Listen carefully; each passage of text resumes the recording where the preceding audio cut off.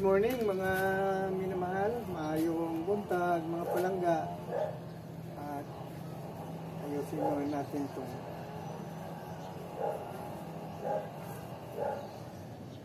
halaman. So, good morning, praise God, hallelujah. Muli sa ating exercise for Christ ay magpasalamat muli tayo sa Panginoong Diyos.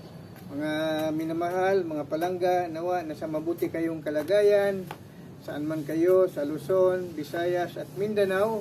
Gayon din po sa ating mga sumusubaybay sa ibang bansa. Nawa ay nasa mabuti rin kayong kalagayan. Magandang umaga po. Good morning, good morning. Muli mga minamahal, sa ating exercise for Christ ay itong ating ginagawa ay advokasya natin ito. It is an advocacy for physical health and mental health, which is our soul, our spiritual health. Dahil tayo sa mundong ito hindi lamang nabubuhay sa pamagitan ng tinapay, kundi tayo rin naman ay nabubuhay sa bawat salita ng Diyos na lumalabas sa kanyang bibig. Ang ibig sabihin mga minamahal, tayo at habang nasa kalagayang buhay sa mundong ito, magpatuloy po tayo sa ating mga gawain at doon naman sa mga may hanap buhay, patuloy rin po ang paghanap buhay upang matugunan ang mga pangailangan sa pamilya. Ngunit huwag pong kalimutan ang Panginoong Diyos. Tayo ay binigyan ng buhay sa mundong ito upang ating matasama sa kabutihan at pag-ibig ng Diyos sa atin. Lalo na kung tayo ay sumasampalataya sa Panginoong Kristo na siya ang ating Panginoon at tagapagligtas. Tayo ay gabayan niya sa ating araw-araw na pamumuhay upang hindi tayo malagay sa kapahamakan at gayon din upang mapanatili natin ang ating pananampalataya sa Kanya. So, sa araw-araw, kailangan nating mag-exercise for Christ. Ito ay segment ng ating pangaral ng Ebanghelyo dahil nga sa ibig ng Diyos na mapangalagaan natin ang ating physical na pangatawan, gayon din ang ating spiritual life. So, mga minamahal, upang matunghayan natin ang salita ng Diyos, tayo po muna ay magbabasa po muna ng mga talata sa Biblia upang tayo'y may karagdagan tungkol sa karunungan ng Diyos. Ang babasahin po natin ay sulat ni Apostol San Pablo sa mga taga-Efeso.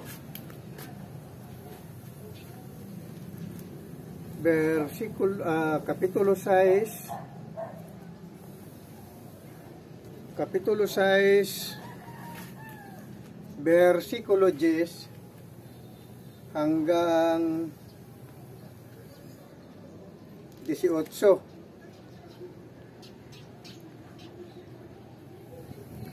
Ang baluting kaloob ng Diyos, the whole armor of God. Ito ang sinasabi mga minamahal, magpakatibay kayo sa pamagitan ng inyong pakipag-isa sa Panginoon at sa tulong ng dakilang kapangyarihan niya.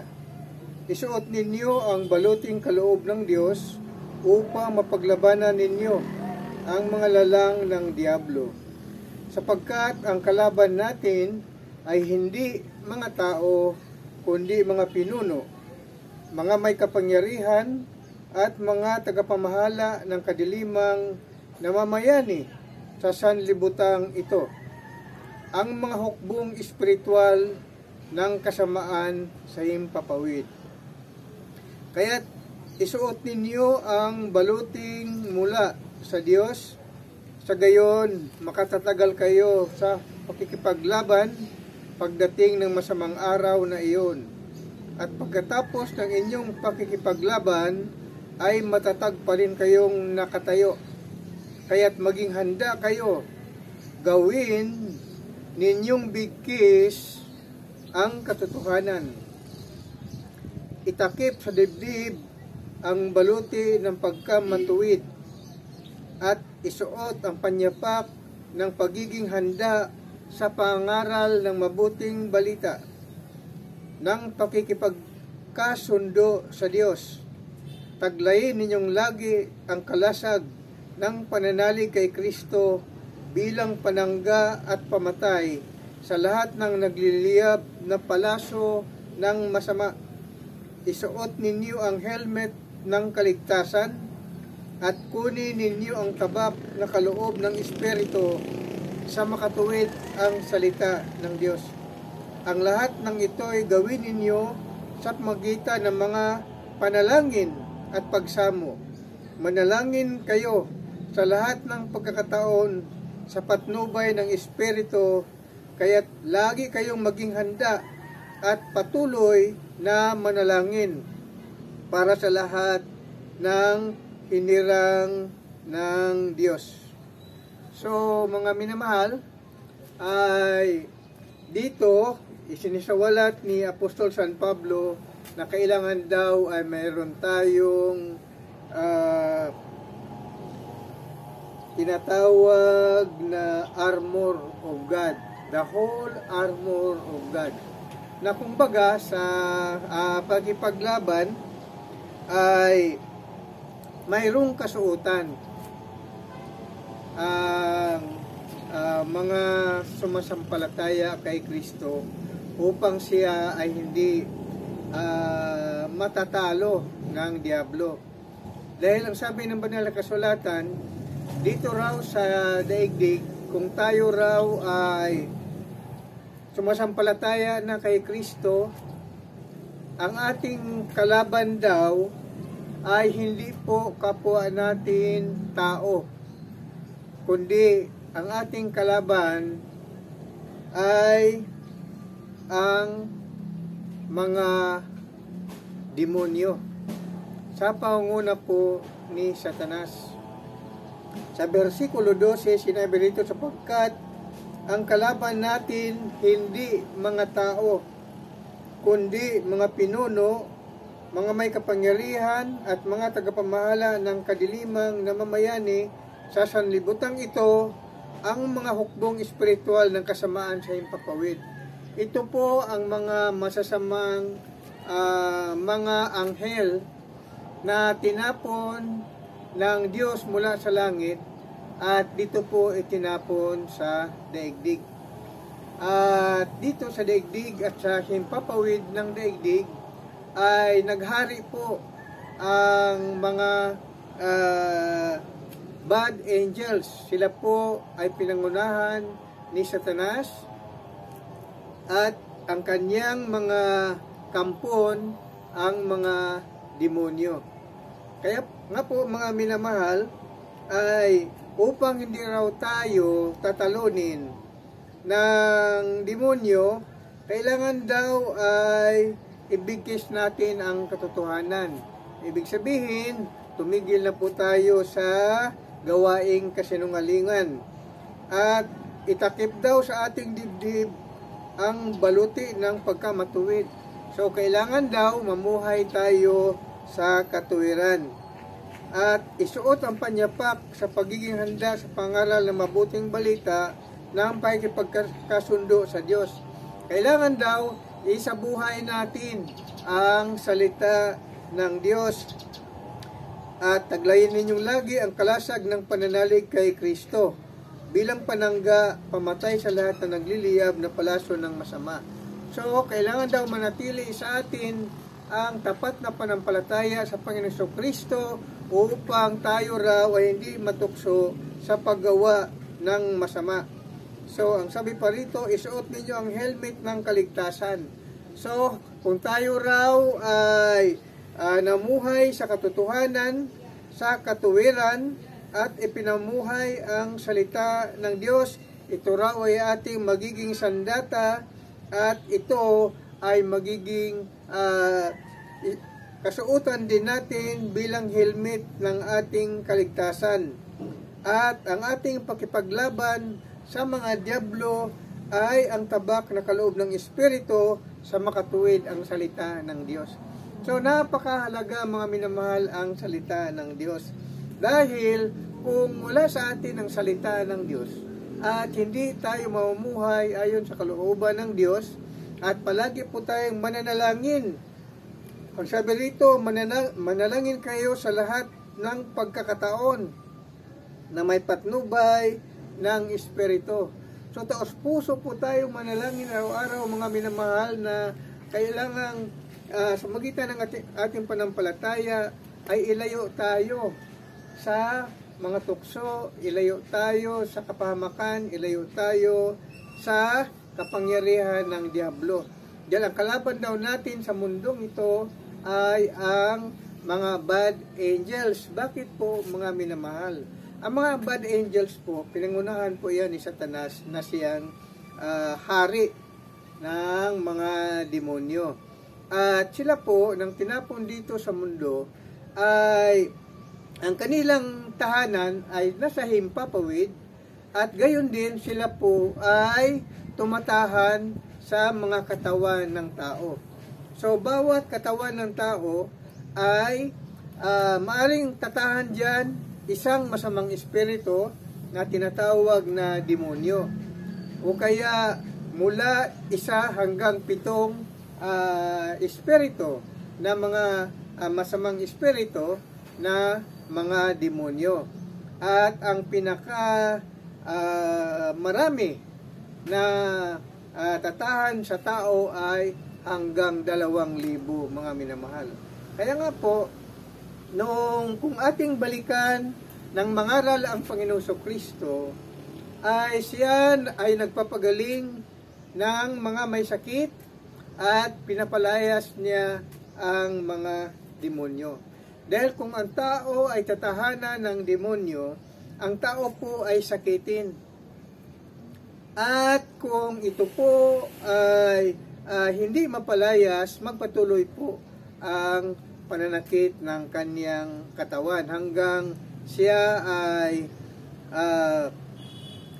hihimlay sa banig ng karamdaman. Ang halimbawa po na ibinigay diyan ay kapanahonan ni Job.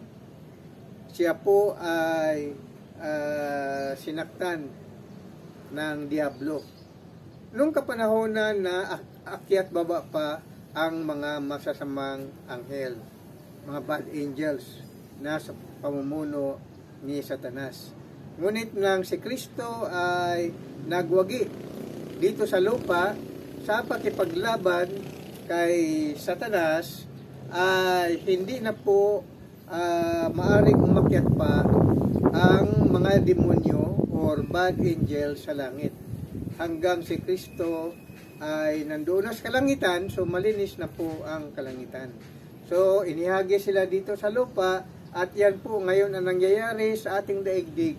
Magulo na po, magulo. So, ang kaguluhang ito, may katapusan po yan. Yan po ay pagbabalik ng Panginoong Kristo. Sa makatuwid, habang hindi pa bumalik ang Panginoong Kristo, ay nandyan po ang labanan ng paghari ng masama at ng matuwid. Ang mga taong mabuti ay yaong sumampalataya sa Panginoong Kristo na ang Panginoong Kristo ay kanilang Panginoon at tagapagligtas. So, magitan ng panampalataya at mga panalangin ang tao ay hindi pagharian ng demonyo. Ibig sabihin, maiwasan niya ang paggawa ng masama. Lalo na ang pagiging sakitin, mga minamahal. Hindi naman ibig sabihin na manatili sa tao ang sakit, kung hindi sa awa ng Diyos ay papagalingin po siya. So sa kapanahonan ng Panginoon Kristo ay nangaral pa ng Ebanghelyo, ang ginagawa niya ay pinapagaling niya ang mga may sakit at pinapalayas ang mga demonyo. Ngunit kung makalayas na po ang demonyo sa katawan ng tao, yan po ay tawag masasamang espiritu. Yan po ay bumabalik po sila kung ang tao ay tumigil sa kanilang panampalataya sa Panginoon Kristo.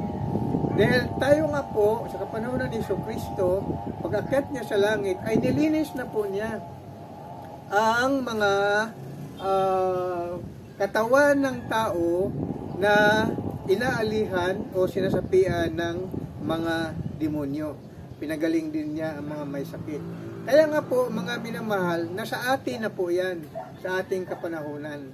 Kasi ang ating pinakapag-asa sa ngayon ay ang salita ng Diyos na dapat nating isa sa buhay upang hindi tayo tatahanan ng masamang espiritu na siyang nagbibigay ng sakit sa tao at siya rin ang nagbibigay ng kasamaan na mangyayari sa tao at siya rin ang naghari upang ang tao ay gumawa ng kasalanan.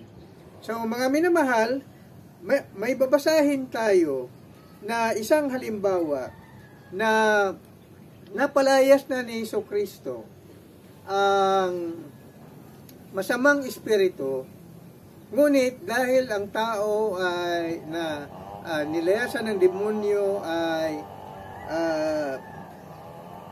hindi pinagpatuloy ang paggawa ng kabutihan at lumayo sa panampalataya sa Panginoong Kristo, na sana nalinis na sana ang kanyang pagkatao, ngunit dahil sa siya ay humiwalay sa panampalataya sa Panginoong Kristo, ay binalikan siya at tinatahanan muli ng mga demonyo.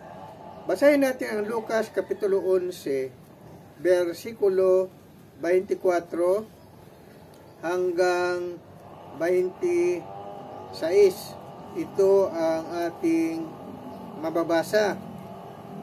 Lucas Kapitulo 11, versikulo 24 hanggang 26. Kapag lumabas na mula sa tao ang isang masamang espiritu, ito'y gumagala sa mga tigang na lugar at naghahanap ng mapagpapahingahan.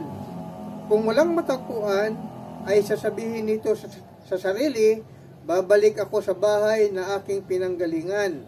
Pagbabalik ay matagpuan niyang malinis na ang bahay at maayos.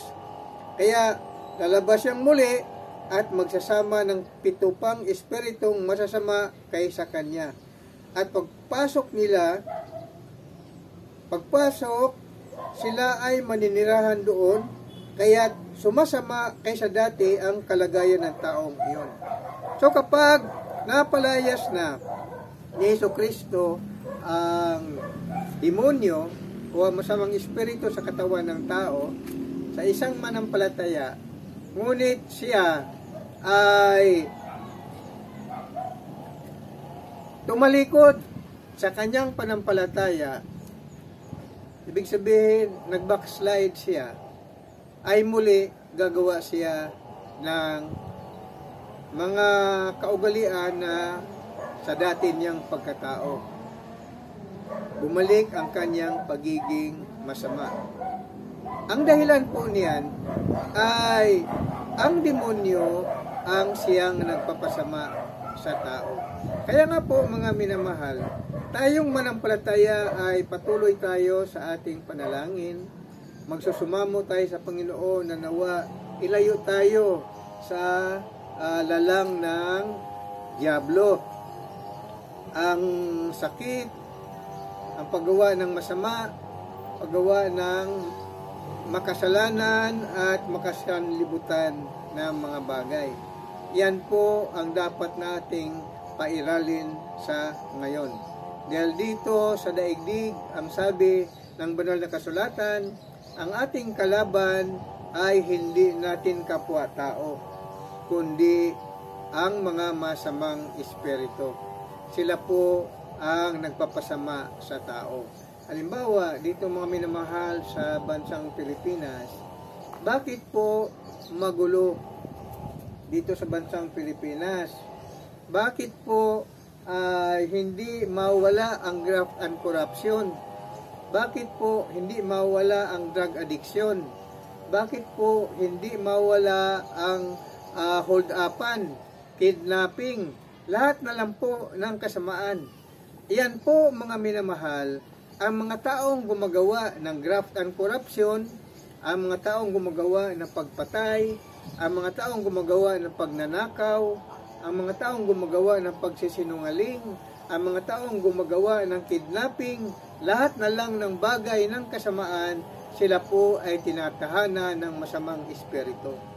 Ngunit dapat po nating intindihin na ang mga taong iyan ay mga kawawa. Halimbawa, sa ating mga politiko. May mga politiko na namumuno sa ating bansa. May mga madalas ay nahawa sila sa graft and corruption. Nagiging magnanakaw sila sa kaban ng bayan. Kaya galit na galit tayo sa mga politiko. Ngunit, batay po sa kaalaman ng Biblia, ang ating pong kaaway ay hindi ang mga politiko, mga minamahal, kundi ang diablo, ang masamang espiritu na tumahan sa loob ng katawan ng mga politiko. Kaya po sila mga ginagawa nila ang graft and corruption. Nagnakaw sila, pumapatay sila, kung ano mga bagay na kanilang pinagagawa. Ipanalangin po natin sila mga minamahal. Nanawa lumayas sa kanilang katawan ang masasamang, ang mga bad angels, na mga demonyo na tumatahan sa kanilang katawan. Kasi ang ating katawan ay templo ng Espiritu, mga minamahal. Ito po ay tinatahanan ng Espiritu. Kung ang Espiritu ng Diyos ay tumatahan sa tao, ang manatili sa gawain ng tao ay gagawa siya ng kapayapaan, pag-ibig, hindi siya gumagawa ng masama, ang palagi niyang gawin ay matuwid. Ngunit, kung ang katawan naman ng tao ay tatahanan ng masamang espiritu na siyang mga demonyo, diyan na po sasama ang ugali ng tao. So, sabi ng banal na kasulatan, tayo bilang manampalataya at tagapaghatid ng salita ng Diyos, tayo ay hindi nakikipaglaban sa ating kapwa-tao. Nakikipaglaban po tayo sa mga demonyo. So, ang ating gawain ay ihatid natin ang ebanghelyo ng kaligtasan, ang ebanghelyo ng katuwiran upang ang tao ay gumawa na ng kabutihan. Na kung sakali man na makarinig siya ng pangaral ng ebanghelyo, siya po ay magbagong buhay muli at lalayas sa kanya ang demonyo. So ganyan po mga minamahal ang problema sa ating daigdig. So tayo bilang manampalataya kay Kristo, kailangang mag-ugat tayo sa ating panampalataya upang tumagal ang ating pagiging mabait, mabuti, hindi gagawa ng masama, at hindi lang muli gagawa ng kasalanan. Kasi tayo, nung hindi pa natin nakilala si Kristo, tayo ay mga makasalanan. Ibig sabihin, tinahanan tayo ng masamang espiritu. Demonyo ang tumahan sa atin nung hindi pa natin kilala ang Panginoon Kristo. Kaya magpasalamat tayo, nung tayo ay sumampalataya na sa Panginoon Kristo, ay lumayas ang mga demonyo sa ating katawan. Amen? Kaya ang ating ginagawa ngayon ay pinupuri natin ang Diyos, sumasamba tayo sa Panginoon palagi, at palagi tayong nanalangin na halinawa ay patuloy na tayo patatagin sa ating panampalataya, at ipanalangin din natin ang mga leader ng ating mula sa barangay hanggang doon sa kapanguluhan upang lalaya sa kanila ang mga demonyo, upang hindi na nila gagawin ang pagnanakaw sa kabangbayan, pagpatay, kung ano pang mga kasalanan na gagawin. Amen? So, magandang umaga po muli, mga palangga, mga minamahal. Yan po ang ating ebanghelyo sa ating segment, Exercise for Christ, Ephesians chapter 6, verse 10 up to 16. Magandang umaga po muli. Praise God. Hallelujah. Hallelujah. Hallelujah. In Jesus Christ's name. Amen. So, tayo ay muli jumping jack. 1, 2, 3, 4, 5, 6, 7, 8, 8, 7, 6, 5, 4, 3, 2, 1. 1, 2, 3, 4, 5, 6, 7, 8, 8, 7, 6, 5, 4, 3, 2, 1. 1, 2, 3, 4, 5, 6, 7, 8, 8, 7, 6, 5, 4, 2, 1. Tayo po ay inhale, exhale.